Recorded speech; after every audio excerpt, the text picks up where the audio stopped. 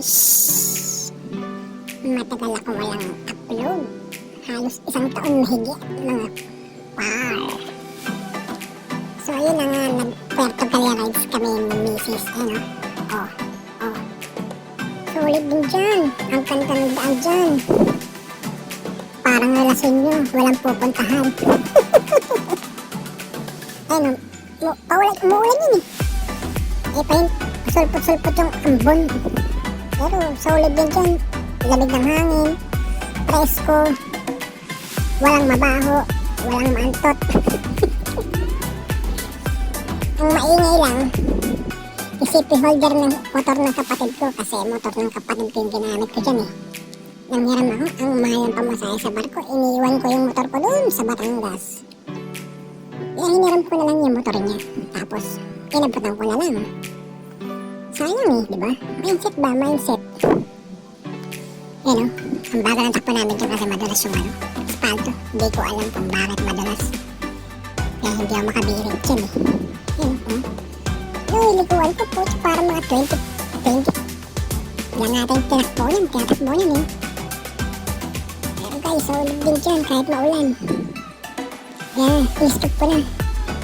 Pakat na kami ng Puerto Galera niyan, ano. Ang ganda ng dahon.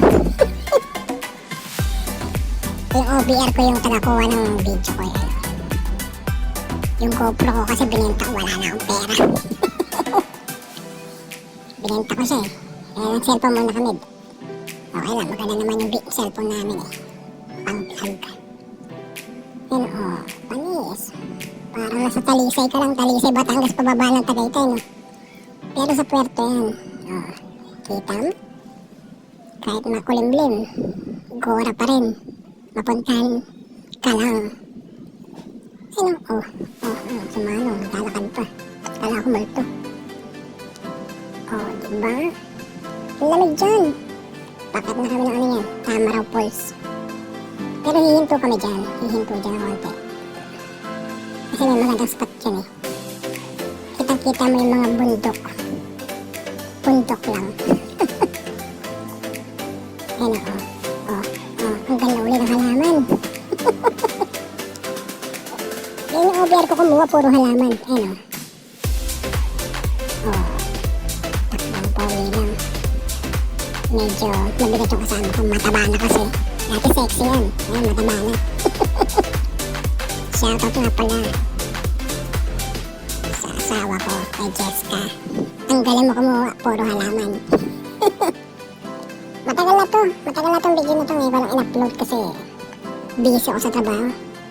Walang kitaan dito sa vlog eh. Matumal. Ayun, hihinto kami dyan eh.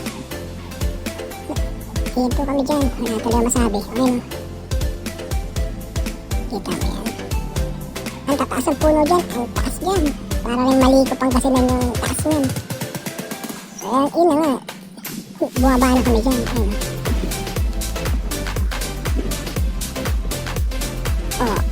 Yan lang, inikot ko lang, wala lang.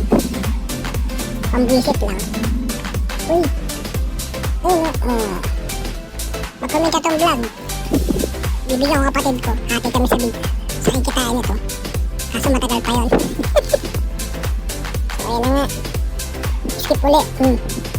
Ba't ang ulit? Ang ulit yung video, mali. May hilo ko, lintik. Ayan na. Yan, apply munti. Binaba din namin yan. Actually, meron pa yan eh. Sa susunod na upload ko na lang yung mangroves. Pero solid dyan, sa apply munti. Ano? Diyan kami ng pahinga. Yan, maganda dyan. Solid din yung mga naliligo dyan. Lalo na yung mga foreigner. Dyan sa gilid ng apply munti. Solid. Ano, ganda. Yan yung mga panahon wala pang cottage yan sa gilid kasi ngayon may cottage na eh. Nilagyan na nila. Lalim ng dagat dyan. Tinantiameter ko yan eh. Medyo malalim na. Hindi pwede pang bata. Tsaka okay din dyan, Pebbles Beach. Kukuha ko dyan ng buhangin, tignan mo. Hindi pala buhangin, ng mga pebbles. Hindi masakit sa paa. Masarap din mag-camping dito, ano? Solid. Hindi masakit sa payo, ano dyan, nakapaa ako dyan eh. Hindi pwede pang bata dito. Malalim yung dagat. Konti, mga limang hakbang mo lang, malalim na. Ano, sinusubukan ko to eh. Hindi ako naligo dyan kasi malalim. Pero marunong naman ako lumangoy.